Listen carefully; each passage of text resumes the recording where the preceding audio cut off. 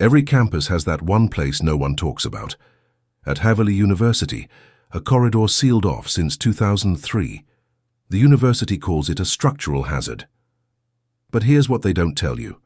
2 students have vanished from that basement years apart at the same exact time. Both walked down the same stairwell. Both had their phones go dead at the same spot. And both were last seen on camera standing in front of a door that, according to the building's blueprints, shouldn't exist. The second student disappeared 3 weeks ago, and the footage they found tells a story that no one can explain. Haverly University sits on the edge of a small college town in western Massachusetts, the kind of place where autumn leaves crunch under your boots, and the smell of coffee shops mingles with old brick and ivy. It's picturesque, safe, the sort of campus parents love during orientation weekend. But every school has its shadows. Every campus has that one building students whisper about, that one hallway they avoid after dark. For Haverly, it was Thornton Hall, specifically the sub-basement level of the science building.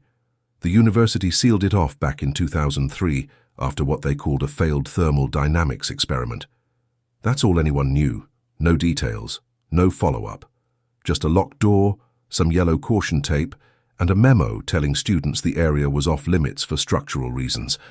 Ryan Mitchell wasn't the type to believe in ghost stories. He was methodical, rational, the kind of student who triple-checked his calculations and stayed late in the lab because he genuinely loved the work. On the night of November 8th, he was running data analysis for his senior thesis on electromagnetic field variations. His lab partner, Josh, had left around 11:30, complaining of a headache. Ryan told him he'd lock up. He liked the quiet anyway. The hum of the equipment, the glow of the monitors. It helped him think. By 2 in the morning, he was deep into his 3rd pot of coffee, eyes scanning rows of numbers on his laptop screen. That's when he heard it. A low mechanical hum, rhythmic and distant, like an engine idling somewhere far below. At first, Ryan ignored it. Old buildings make noise, pipes rattle, HVAC systems kick on at odd hours. But this sound was different. It had a cadence to it, a pulse, almost like a heartbeat made of metal and electricity. He pulled out his earbuds and listened. There it was again, coming from beneath him. He checked his phone. 2:07 a.m. The rest of the building was silent. No janitors, no other students, just him and that hum. He stood up, stretched, and walked to the hallway. The fluorescent lights flickered as he passed beneath them, casting jittery shadows on the linoleum floor. He told himself he'd just do a quick check, make sure nothing was malfunctioning, then get back to work. The stairwell door to the lower level was at the end of the corridor. It was marked with faded yellow tape and a sign that read, "Authorized personnel only, structural hazard." Ryan had walked past it 100 times and never thought twice, but now, standing in front of it, he felt something he couldn't quite name. Not fear, not yet, just a cold, creeping curiosity. He pushed the door open. The hinges groaned. A rush of stale, cold air hit his face, carrying with it the smell of rust and something else, something chemical and old. The stairwell descended into darkness. The lights down there didn't work, or maybe they'd been disconnected. Ryan pulled out his phone and turned on the flashlight. The beam cut through the black, illuminating concrete steps slick with condensation. He hesitated. Every instinct told him to turn around. But the hum was louder now, resonating up through the stairwell like a living thing. He took the first step down, then another. The temperature dropped with every step. By the time he reached the basement corridor, he could see his breath. The hallway stretched out before him, narrow and lined with old metal doors. And then he saw them. Analog clocks mounted on the walls, the kind with round faces and black hands. There were 5 of them, spaced evenly down the corridor. Each one showed a different time. One read 1:43, another 11:58. A third showed 6:32. But as Ryan's flashlight swept across them, he noticed something that made his stomach tighten. The second hands, they were all moving, ticking forward in perfect unison, and they were all converging toward the same time. 2:17. Ryan's phone buzzed in his hand. No signal. He tried refreshing, moving to a different spot in the hallway, but nothing. The screen showed 0 bars, a small SOS-only message in the corner. He cursed under his breath and kept walking, following the sound of the hum. It was coming from the end of the corridor, from behind a heavy steel door with a small glass window. As he approached, the air seemed to thicken, pressing against his chest like invisible hands. He peered through the window. Inside was a room filled with old equipment, machines he didn't recognize, consoles with dials and switches covered in dust, and in the center of the room, a large cylindrical structure, metallic and smooth, humming with that same low, relentless vibration. Ryan tried the door. Locked. He stepped back, his mind racing. This had to be part of the old experiment everyone talked about. But why was it still running? Why was it still powered? He turned to leave, to get back upstairs and report this to campus security, but then he heard it. His name, faint, muffled, like someone speaking through a wall. Ryan, he froze. The voice came again. Ryan. It sounded like his own voice, not an echo, not a recording.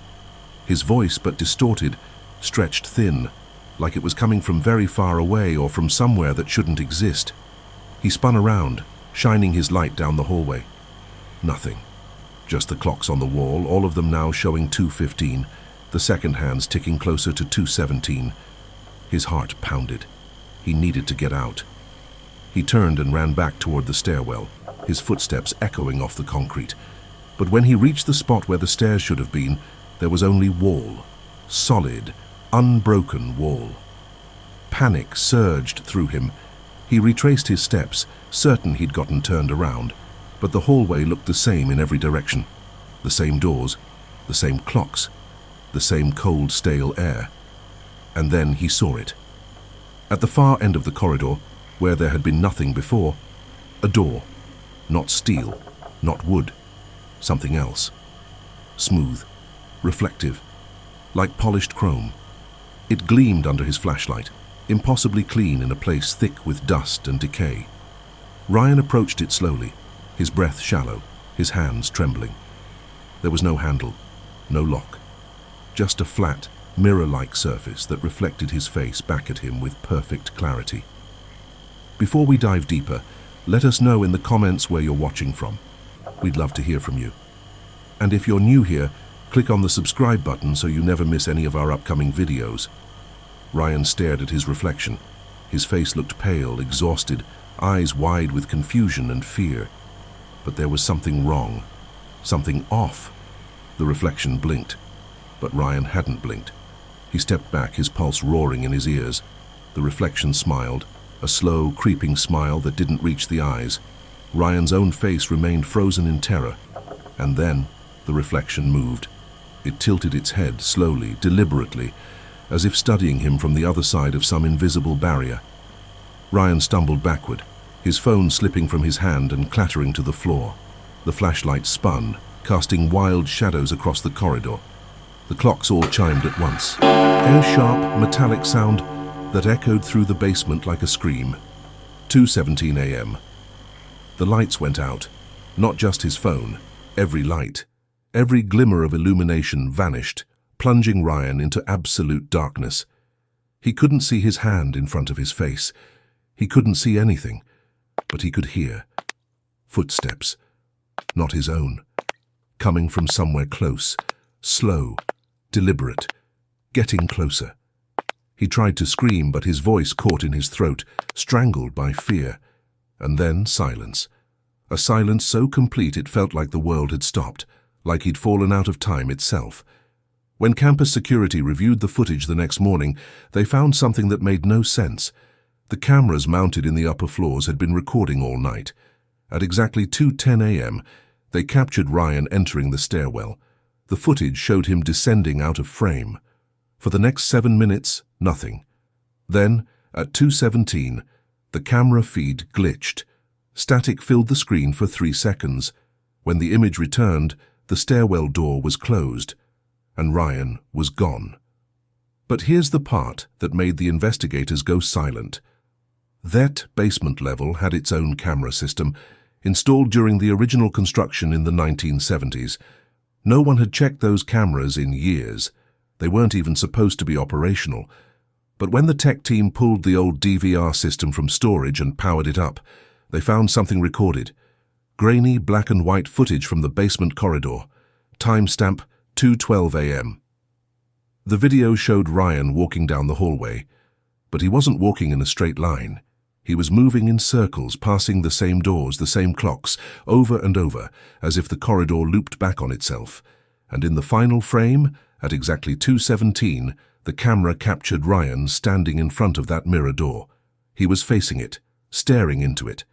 And then, just before the feed cut to black, his reflection turned its head. But Ryan's body remained perfectly still. The police sealed off Thornton Hall within hours. They searched the basement level with dogs, thermal imaging, ground-penetrating radar. They found Ryan's backpack near the stairwell door, his wallet, his keys, his student ID, all inside. His phone was discovered at the end of the corridor, screen cracked, battery dead. But no Ryan, no blood, no signs of struggle, no body. The university conducted an internal investigation. They brought in structural engineers, environmental safety specialists, even a team from MIT to examine the old equipment in the sealed lab. Every test came back normal.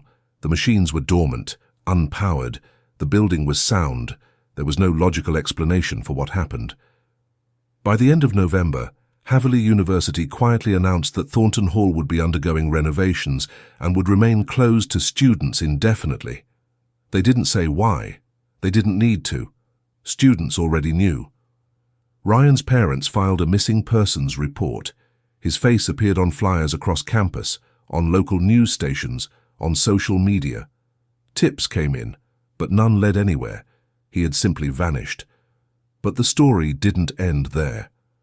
Because 2 weeks after Ryan disappeared, the motion sensors in the basement corridor started triggering every night. At exactly 2:17 a.m., maintenance checked the system multiple times. They replaced the sensors. They cut power to the entire lower level. It didn't matter. Every night at 2:17, the sensors detected movement in that hallway, movement where no one should be, where no one could be. One of the security guards, a man named Frank Delgado, who'd worked at Haverly for 15 years, admitted something in a recorded interview that was later obtained through a Freedom of Information request. He said that on quiet nights, when he was alone in the building doing his rounds, he could hear it, that hum, low and rhythmic, coming from below. He said he'd heard it before Ryan disappeared, and he still hears it now. He also said that sometimes, late at night, he'd see a shadow move across the stairwell door. A figure. Standing there. Just standing. He never opened the door to check. He said he knew better. When investigators asked him what he thought happened to Ryan, Frank looked directly into the camera and said, "I think he opened something that shouldn't have been opened. I think he went somewhere we're not supposed to go, and I think whatever's down there is still waiting. The basement remains sealed. The university won't talk about it. Students avoid Thornton Hall entirely now, even during the day. But on some nights, if you stand outside the building when the campus is silent and still, you can hear it. That hum, that low mechanical heartbeat rising up from the earth, like something waiting, like something patient. And if you're unlucky enough to be there at 2:17 a.m., you might see it. A light, flickering in the basement window, just for a moment, just long enough to make you wonder. What would you do if you heard your name called from the darkness? Would you go down those stairs? Would you open that door Ryan Mitchell did? And now he's part of the building, part of whatever waits at 2:17. Think about that for a moment. How many times have you followed a sound you couldn't explain? How many times have you walked into a dark room alone, telling yourself it's nothing, convincing yourself you're just being paranoid? What if one of those times you're wrong? What if curiosity doesn't just kill the cat? What if it traps you somewhere you can never escape from? Ryan was a smart kid, rational, grounded. He wasn't reckless. He was just curious. And that's what makes this so terrifying. Because it could happen to anyone. It could happen to you. So let me ask you this. If you were in Ryan's position, if you heard that hum at 2 in the morning, would you investigate? Or would you walk away? Tell us in the comments. What would you have done? And if you've ever experienced something you couldn't explain, something that still keeps you up at night, share your story. Because maybe, just maybe, you're not alone. And maybe, whatever happened to Ryan is still happening. Somewhere. Right now. At 2:17 a.m.